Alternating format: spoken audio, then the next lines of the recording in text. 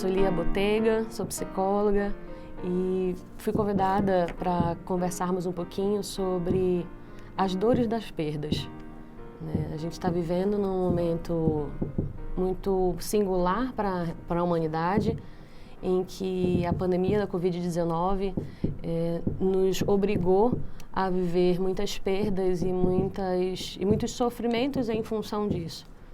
Então, eu quero, a partir desse momento que estamos vivendo, conversar um pouquinho com vocês sobre o entendimento que a psicologia tem sobre a perda, mas também algumas reflexões do que a Bíblia vem trazendo nas maneiras que a gente pode encontrar de lidar com as dores que as perdas causam.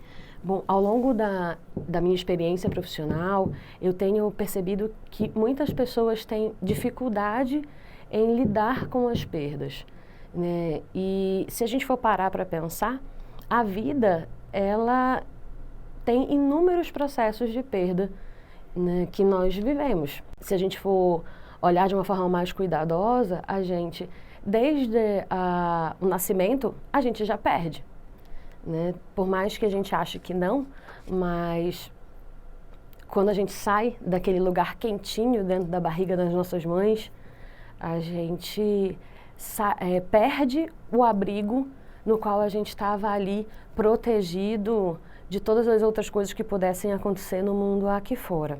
Bom, para cada perda, né, nós temos um tipo de dor. E é muito difícil a gente dizer que todo mundo sente a dor igual. O processo de viver a dor de uma perda, ele é muito singular. E a gente precisa respeitar essa singularidade para que a partir daí a gente possa ter maneiras mais saudáveis de lidar com esse processo. Bom, mas voltando ao exemplo que eu disse ainda há pouco sobre a saída do lugar quentinho que a gente tem dentro do útero da nossa mãe, eu fico perguntando, por que a gente tem que sair de lá? Né? Se o mundo ele é tão perigoso, se o mundo tem tantos problemas, por que a gente sai? Se a gente for parar para pensar, após um período de maturação necessário para o crescimento do feto e do bebê que ali é gerado, quando eu insisto em me manter dentro do útero, se isso pudesse acontecer, a gente falasse, não, meu filho vai ficar aqui, ele não vai sair daqui de dentro. Se eu fizer isso, eu começo a criar riscos tanto para a vida do bebê quanto para a mãe. Ou seja, tem muitos processos que a gente precisa viver de perda para que uma nova vida e uma nova vinculação aconteça. Porque se a gente insiste naquele processo de não crescimento, a gente pode acabar de alguma forma atrofiando a possibilidade de lidar com as coisas na vida. Karina Fukumitsu é uma psicóloga estudiosa dos processos de morrência e dos processos também de perda no desenvolvimento humano, e ela afirma o seguinte: morte é um caminho que sempre esteve na vida. Nós recusamos a reconhecer isso. Seria interessante considerarmos que a cada dia partimos e morremos mesmo em vida. A cada dia nascemos para novas situações e, paradoxalmente, constatamos que somos seres para a morte. Ou seja, ela afirma que as perdas são um processo natural dentro da nossa vivência. E quando a gente lida com a morte, entendendo que ela é um fato, ou para perda, né? Estou falando de morte e perda, porque muitas vezes a gente acaba associando a morte com perda, ou desculpa, a perda com a morte, né? Então, quando a gente olha para algumas situações de perda, olhando que são fatos que a gente simplesmente não tem como fazer algo sobre aquele fato, a gente precisa lidar com o processo de aceitação daquela perda, né? E isso a gente viveu muito, se formos pensar, durante a Covid. O momento que a gente está fazendo a gravação desse vídeo, né, que é no meio de um processo pandêmico em que o mundo está envolvido, nós temos só no Brasil mais de 100 mil pessoas que tiveram suas vidas perdidas por conta do vírus. Então, assim, isso, infelizmente, por mais que haja toda a luta que a gente possa fazer, por todo o investimento científico que possa existir, né, a luta dos médicos, dos enfermeiros e das pessoas se protegendo, usando álcool, ainda assim, a gente não pode ir contra um fato, que é a morte. A morte, ela invariavelmente vai acontecer e a gente não tem como mudar esse fato.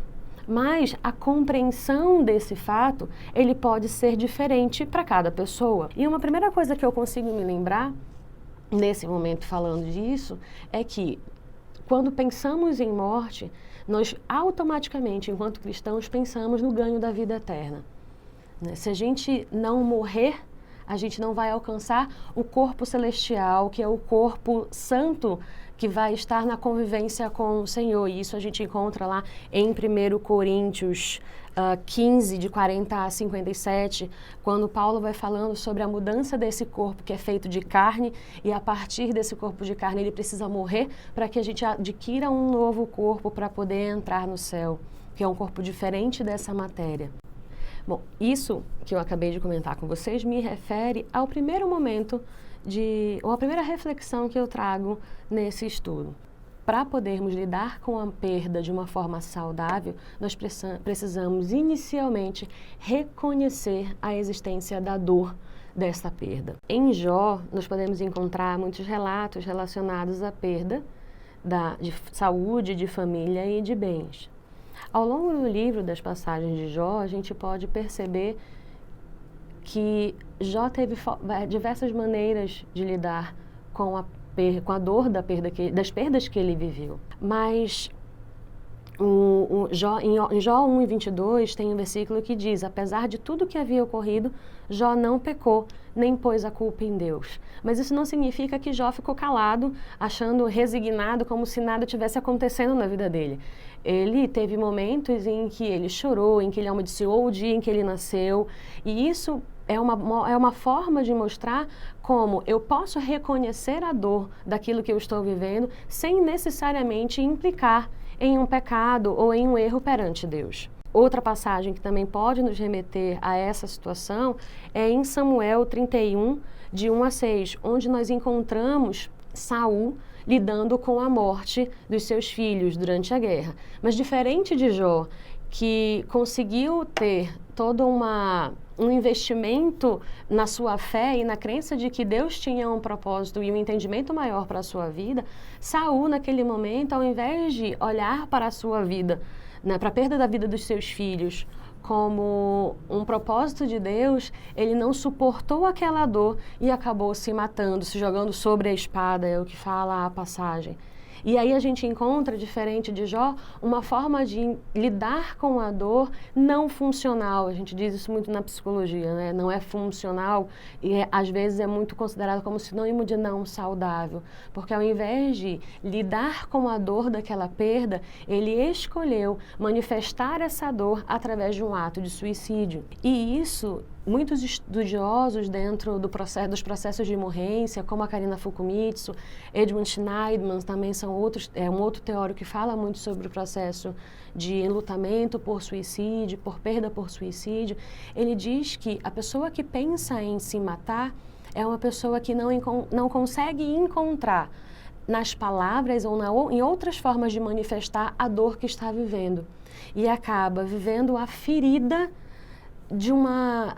na verdade, acaba manifestando a dor do seu sofrimento através da manifestação do desejo de morrer. Uma outra passagem que também encontramos sobre a forma saudável de lidar com a perda por morte, nós temos em 2 Samuel 12, de 14 e 23, quando acompanhamos o drama da morte do filho de Davi com Batseba.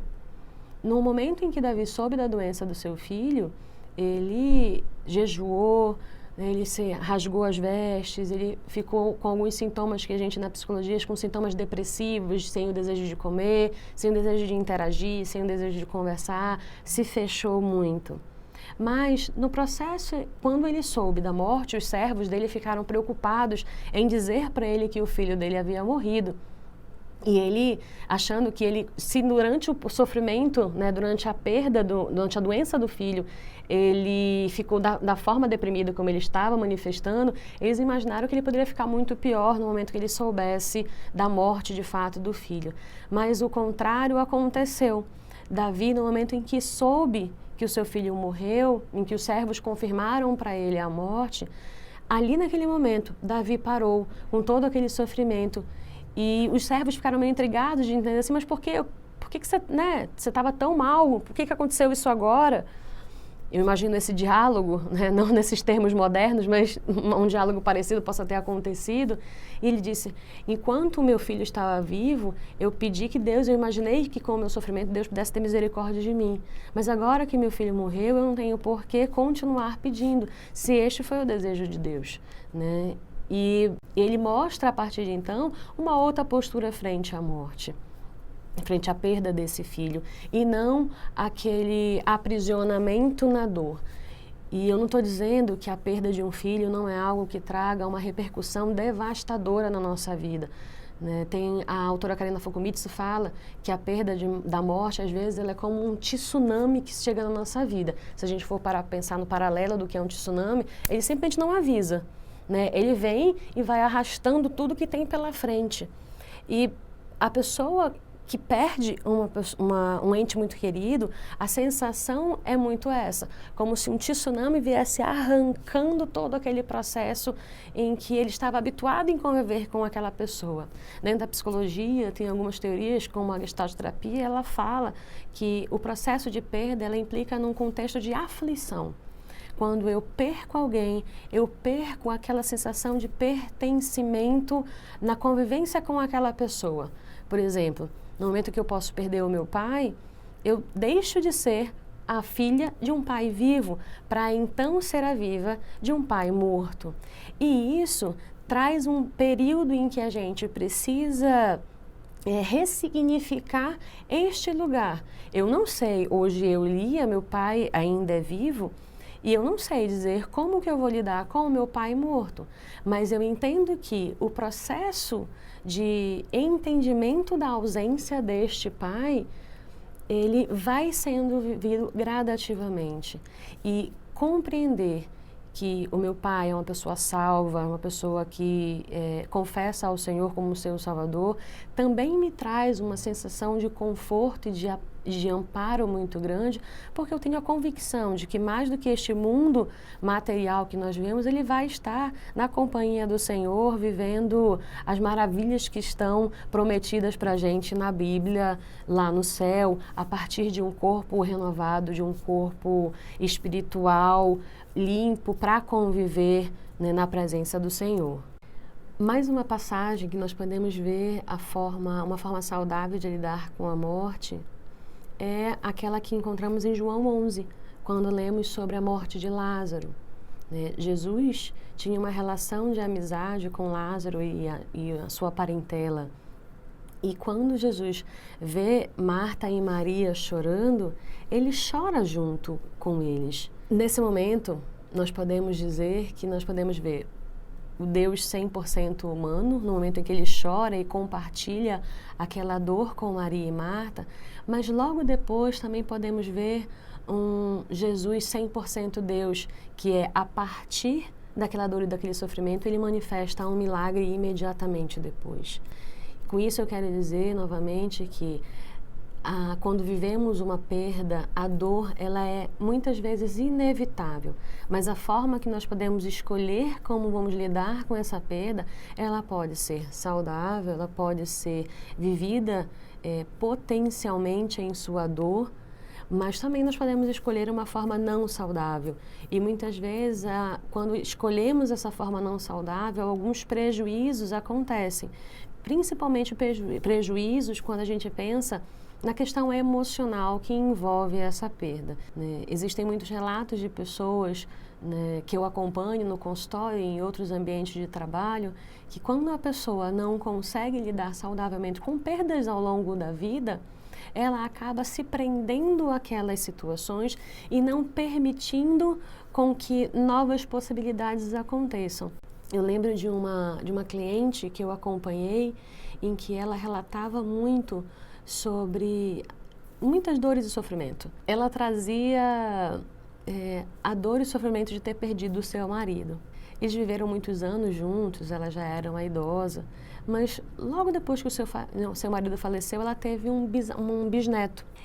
E me chamava a atenção, né, que ela não estava vivendo aquele processo, né, que é ter um bebê novo em casa. Hoje eu tenho 2 avós na minha família, né, meu pai e minha mãe, e eu vejo como é feliz o lugar de ser avô e como é um amor que é manifesto incondicionalmente. Eu já ouvi uma vez a mãe relatar que amor de avó é um amor descompromissado no sentido da educação. Ela não tem aquela obrigação que pai e mãe têm, então ela pode viver o amor de uma forma muito plena e inteira, que talvez pelas obrigações de ser mãe ela não pôde viver. E aí eu fiquei com esse relato da minha mãe imaginando como deve ser bisavó, você ter duplamente um amor descompromissado e ver a doçura que é ser um bisavô, uma bisavó, um bisavô. E aí, voltando para a cliente que eu estava comentando há pouco, quando eu ouvi ela trazendo muita dor e sofrimento, e eu não estou dizendo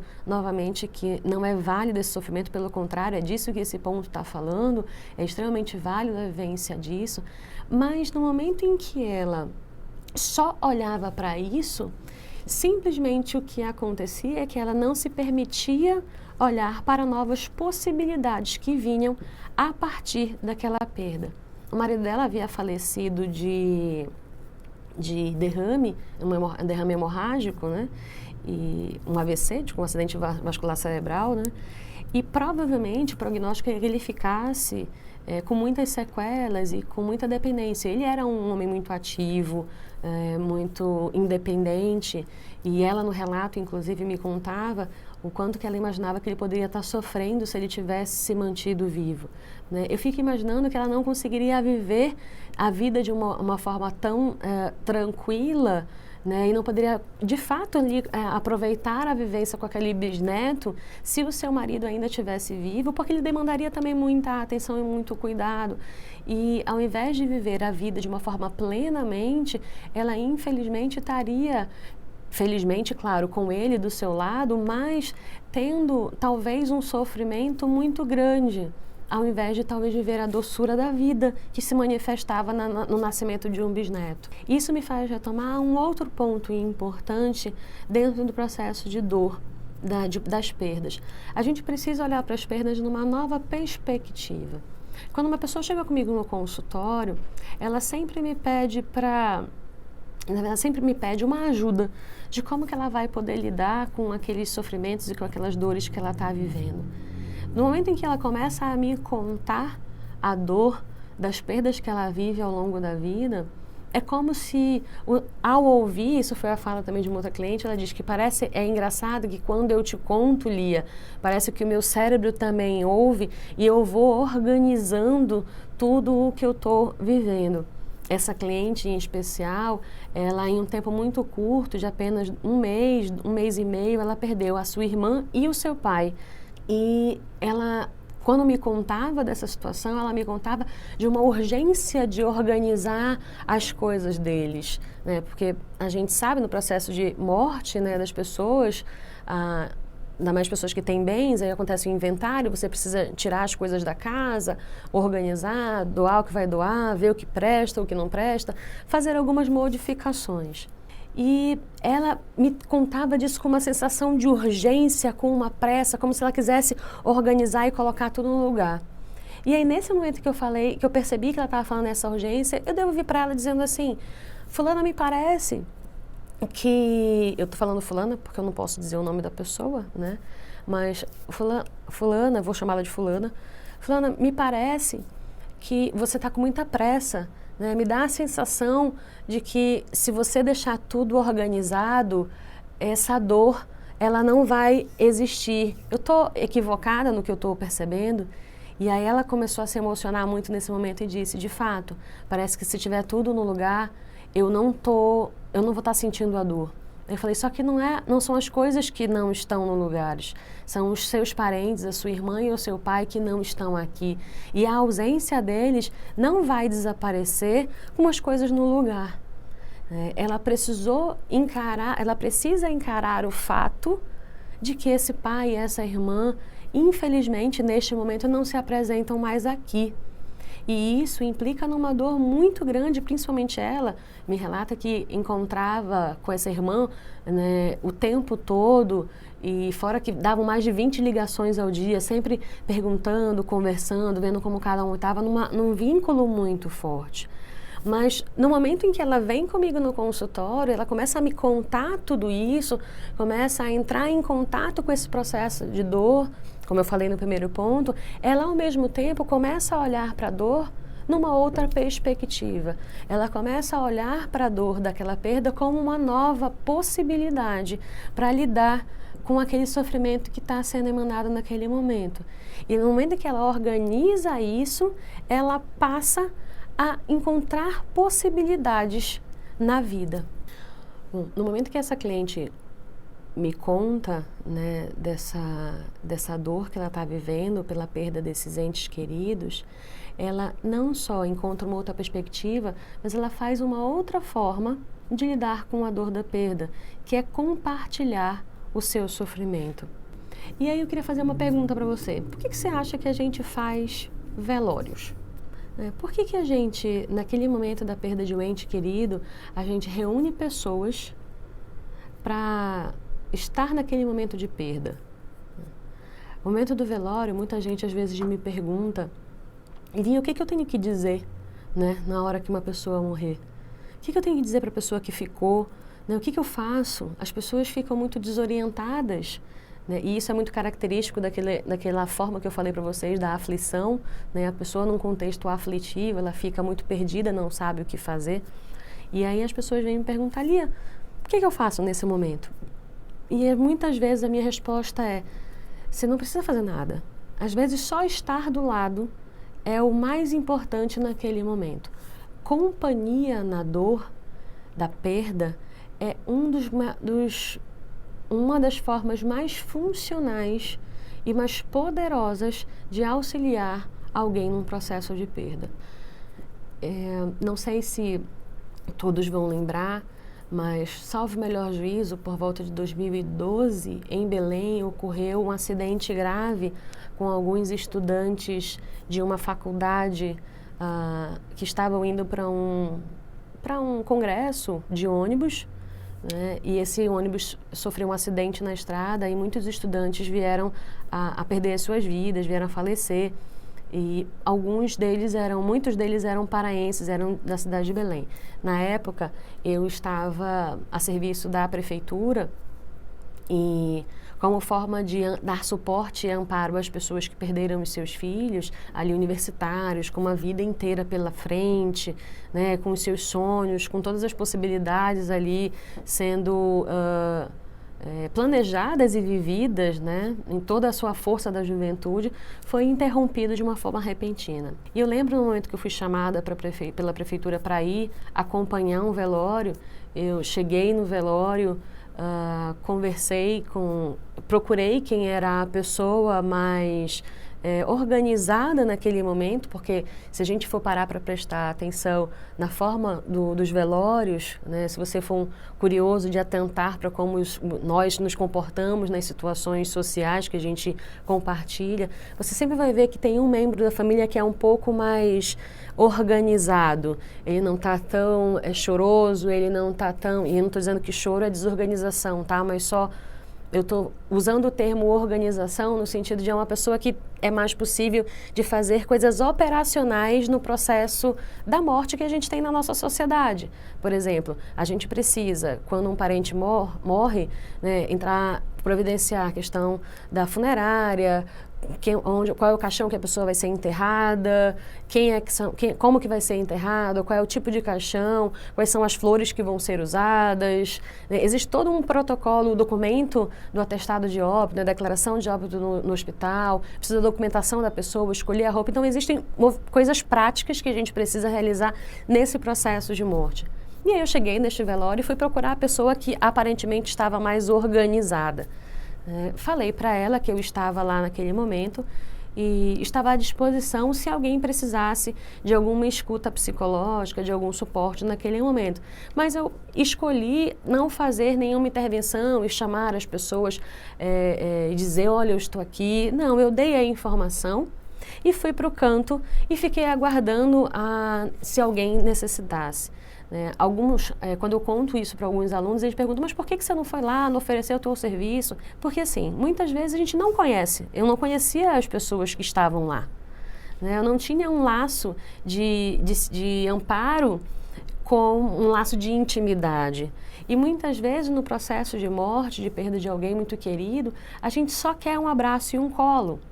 Então não era o meu abraço e o colo que naquele momento poderia ser o mais funcional, mas das pessoas queridas que estavam ali no velório daquela menina que eu estava acompanhando. E aí eu lembro que foi comigo também para o trabalho, o assistente social que dividia comigo, e por uma coincidência, a pessoa que estava sendo velada ali, né, o corpo que estava ali no processo do velório, era um parente seu, distante, que ela não conhecia. E quando ela conseguiu identificar os seus parentes, ela, a assistente social que eu conhecia, desorganizou.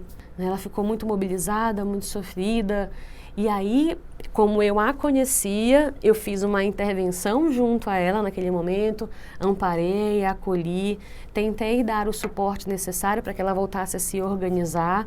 Falei para ela assim, ó, não te preocupa, a gente estava a trabalho lá, eu falei, não te preocupa com o trabalho, fica com os teus parentes, deixa que eu seguro aqui a onda, né? E você pode cuidar dos teus parentes, ficar próximos a eles, não te preocupa com o trabalho nesse momento. E muitas vezes, num processo de velório, quando a gente for parar para pensar, é quando um amigo chega com uma comida para oferecer para você, porque você está sem cabeça para comer, né? É quando uma pessoa que oferece um copo de chá, ou às vezes oferece simplesmente um lenço, é muito mais ajuda do que eu, de repente, chegar para você com um textão pronto, do quanto que era importante aquela pessoa, e do quanto que aquilo foi sofrido, e do que ela estava melhor. Às vezes, palavras demais atrapalham processos de acolhimento. E acolhimento, ele pode potencialmente acontecer pelo simples olhar, pelo simples amparo, pelo simples afago àquela pessoa que está próximo da gente. E isso me faz também remeter à situação da pandemia que eu comentei no início. Um dos desafios como psicóloga que eu tenho vivido é lidar com o tipo de atendimento assim, à distância, né? A gente tinha muita fantasia de que só a presença física seria capaz de oferecer amparo e acolhimento. Mas com a tecnologia que a gente vive hoje, é impressionante como pela tela.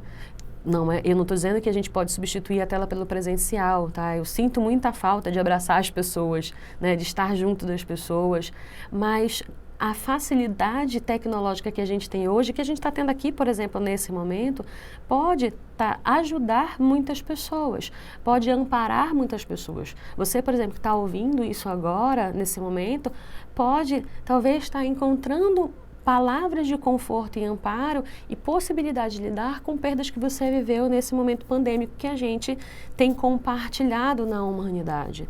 E isso tudo facilitado pela tecnologia. Então, assim, incluir outras pessoas, seja presencialmente ou seja virtualmente, pode ser potencialmente transformador para aquela dor e sofrimento que você está vivendo a partir de uma perda. Karina Fukumitsu, que eu falei ainda há pouco, né, que estuda os processos de perda e desenvolvimento humano, ela diz o seguinte, que em tempos de crise, nós precisamos nos preocupar em comer, beber e respirar. A dor é às vezes tão grande e insuportável que vivê-la sozinha se torna infinitamente mais insuportável. Eu usei uma repetição, mas é para deixar evidente o quanto que, às vezes, o movimento de se isolar, de não querer falar com ninguém, de se afastar, você pode estar criando uma condição de sofrimento muito mais intensa do que talvez solicitar a ajuda, de compartilhar. Noemi, em Ruth, né, no momento que ela perdeu, né, os seus filhos, ela retornou para a sua terra e compartilhou com as suas vizinhas, né, a morte e as perdas que ela sofreu. E a partir daquilo as vizinhas puderam ali lhe amparar, lhe acolher. A intervenção que a gente faz dentro da psicologia, quando uma pessoa, por exemplo, como eu falei ainda há pouco, tem um processo não saudável de lidar com a perda e acaba encontrando no suicídio ou no desejo de morte uma possibilidade, a primeira intervenção que a gente faz é acionar a rede de suporte.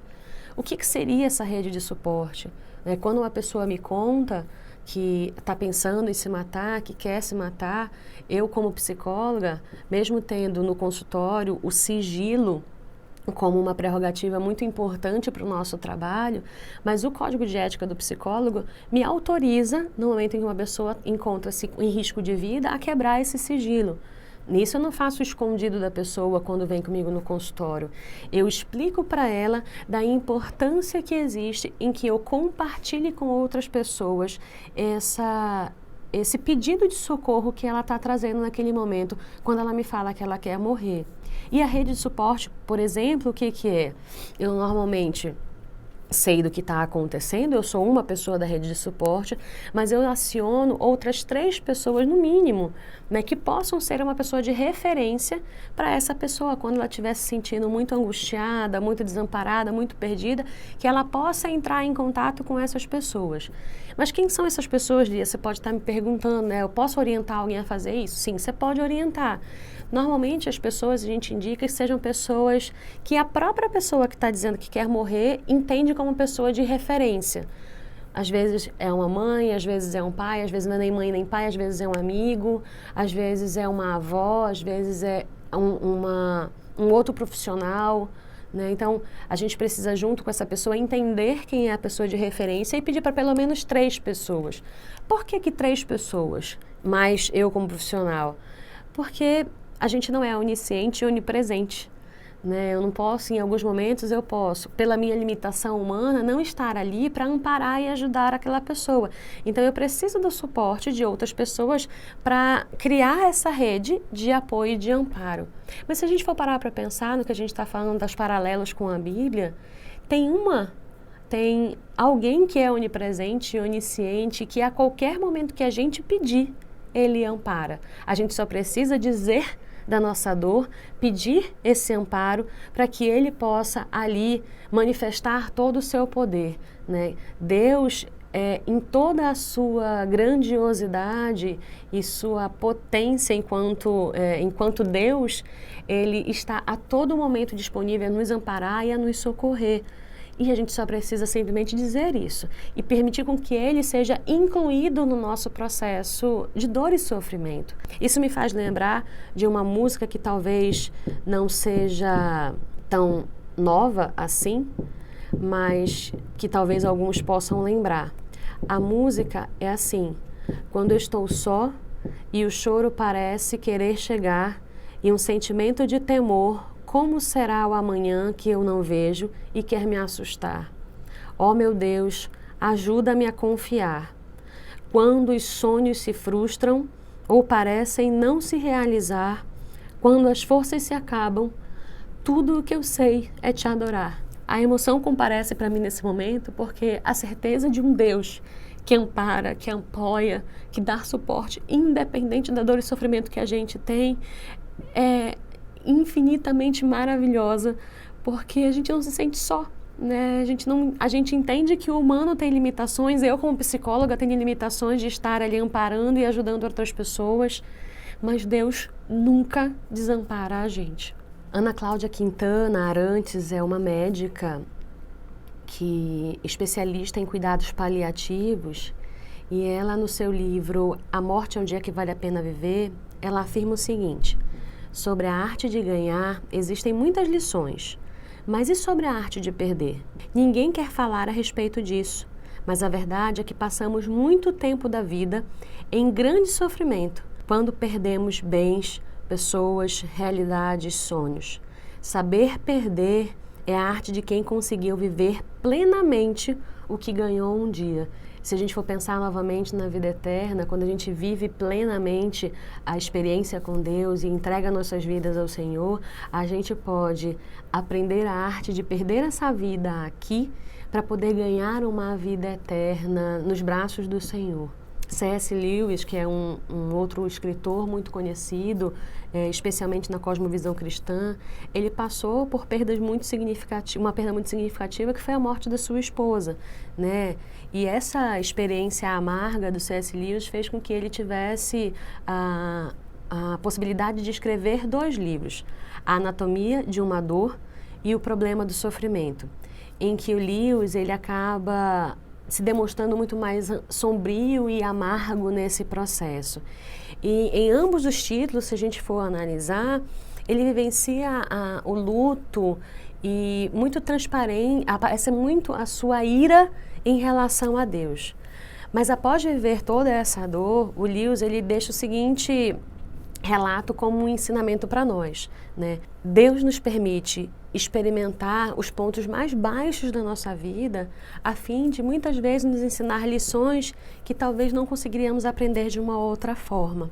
Uma outra autora que é muito conhecida como alguém que estuda sobre a morte, o processo de morte, ela era uma enfermeira australiana, Bronnie Ware. Ela acompanhava muitos pacientes em estado terminal. E ela, atenta para o relato dos seus pacientes, ela resolveu, em um livro que virou um best-seller, né, a colocar quais eram os maiores arrependimentos das pessoas nos seus últimos minutos de vida. Bom, eu quero ir encerrando esse momento para vocês falando desses arrependimentos e te convidando a pensar. Se você está vivendo algum arrependimento desse ou outros arrependimentos, pensa o seguinte, tem uma frase da Karina Fukumitsu que eu gosto muito, ela diz, enquanto há vida, há jeito. Então, se ainda você está aqui, vivo, é porque ainda tem possibilidade de viver a vida de uma forma plena, ao invés de você viver a morte na vida. O primeiro arrependimento que a Bronnie Ware fala é: desejaria ter tido a coragem de viver uma vida verdadeira por mim mesma, não a vida que os outros esperavam de mim. Quais são as convicções que você tem hoje e que você tem plena certeza dela? O que você está escolhendo nas tuas vidas que é aquilo que você confia que é o certo, que é o correto a seguir? Ou será que você está vivendo só o que todo mundo te diz o que você tem que viver? Muitas vezes as pessoas, ao invés de amparar, como eu falei naquele outro ponto lá atrás, elas dão muitos pitacos na nossa vida e nem sempre pitacos, eu imagino que todo mundo conheça que eu estou falando, né? Mas dão sugestões não construtivas na nossa vida. E aí, muitas vezes, com a ideia de que está admoestando, né? Mas eu fui atrás até do entendimento do que é admoestar, e em vários versículos admoestar chega em versículos como os Romanos 15 e 14 e Eclesiastes 4 e 13, diz que admoestar precisa ser acompanhado de uma atitude sábia e bondosa. Então, às vezes a pessoa vem dar um pitaco, diz para você como você tem que viver, e ela não está sendo sábia e bondosa na sua forma de se manifestar. E isso acaba, talvez, criando amarras para que você siga, porque aquela pessoa que é muito importante para você te disse que você tinha que fazer isso. Mas será que essa pessoa está sendo sábia?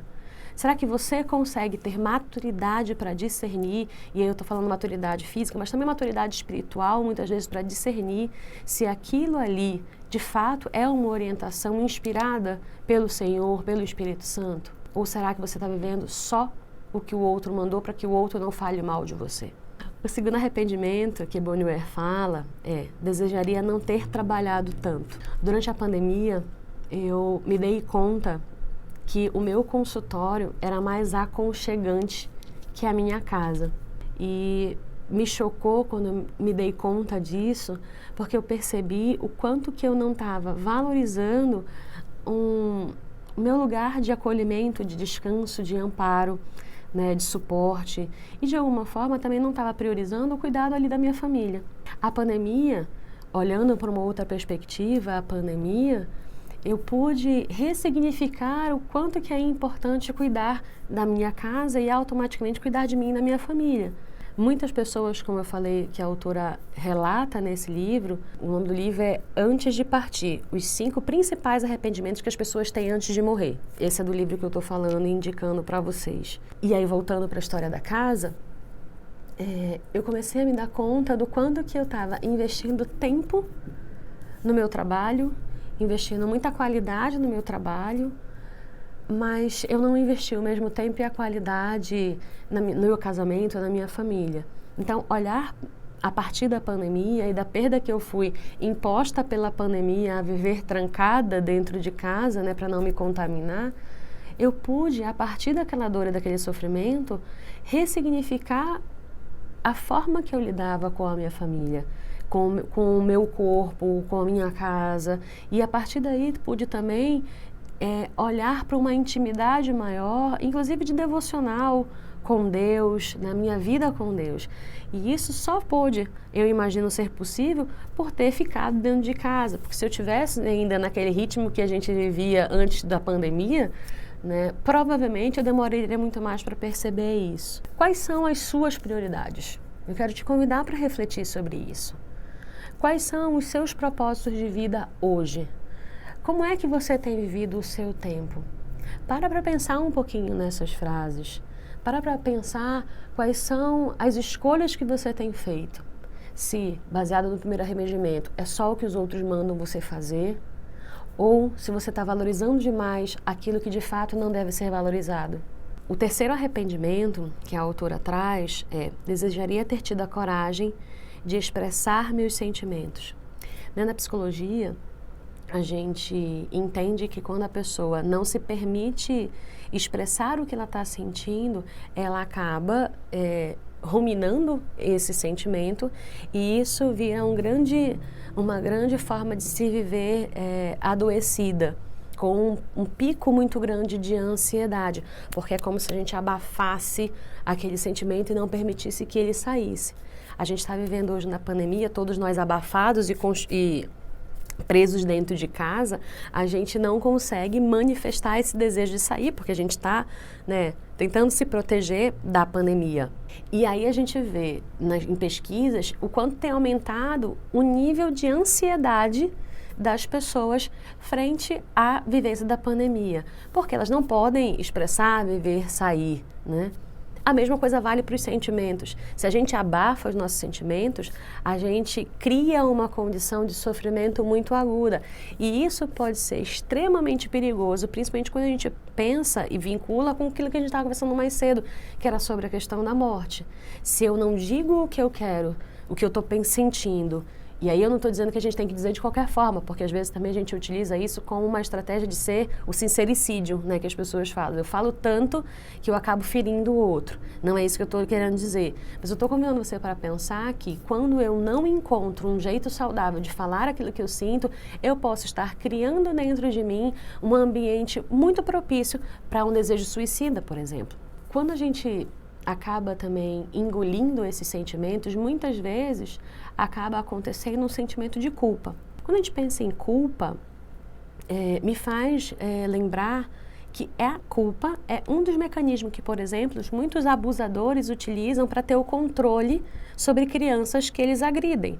Eles fazem a criança se sentir culpada no momento que eles estão abusando dela, estão violentando ela, e a partir desse abuso, dessa culpa que ele implica naquela criança, ele faz com que ele tenha o controle sobre a ação daquela criança e possa continuar violentando ela.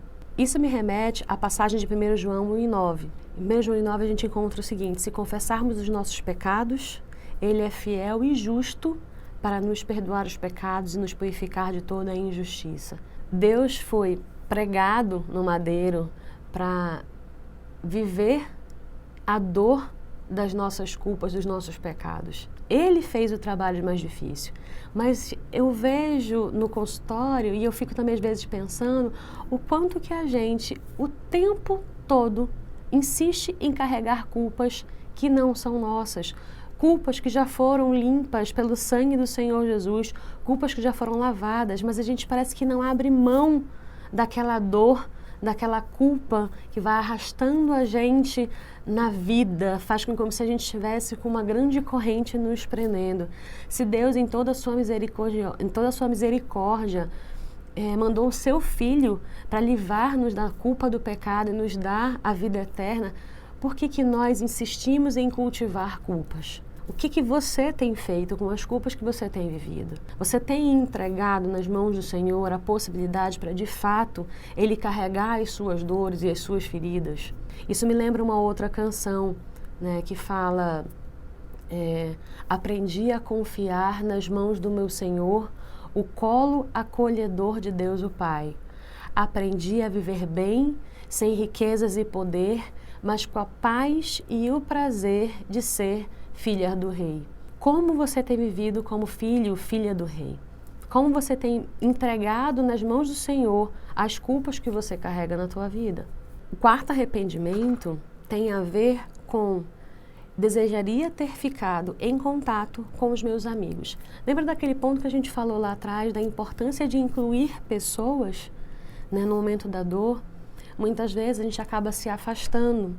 E quando a gente se afasta das pessoas e não deixa com que elas participem daquela dor, a dor ela se torna muitas vezes insuportável. Mas se a gente permitir com que outras pessoas se aproximem da dor, isso pode ser um fardo muito mais leve. Se você permitir que o Senhor te ampare, que o Senhor seja o amigo verdadeiro que está do teu lado para te ajudar no processo de viver a dor dessa perda, você vai encontrar um colo acolhedor.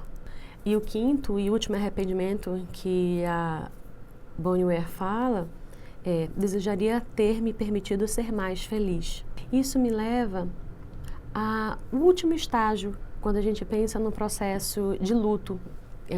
Existe uma autora chamada Elizabeth Kübler-Ross, que ela fala que nós temos estágios para a vivência do luto. E o último estágio da vivência do luto é a aceitação.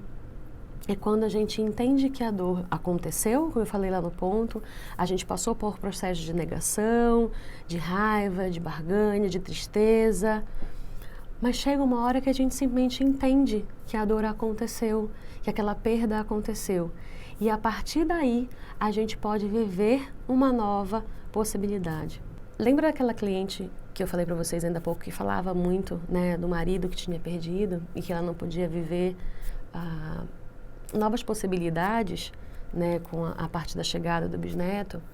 Eu lembro que uma das falas dela, ela dizia, quando ela estava relatando, né, tudo que ela estava vivendo, eu disse para ela, eu já estava muito angustiado, ela trazia muita dor, muito sofrimento, eu já estava me sentindo assim pesada com tudo aquilo que ela dizia.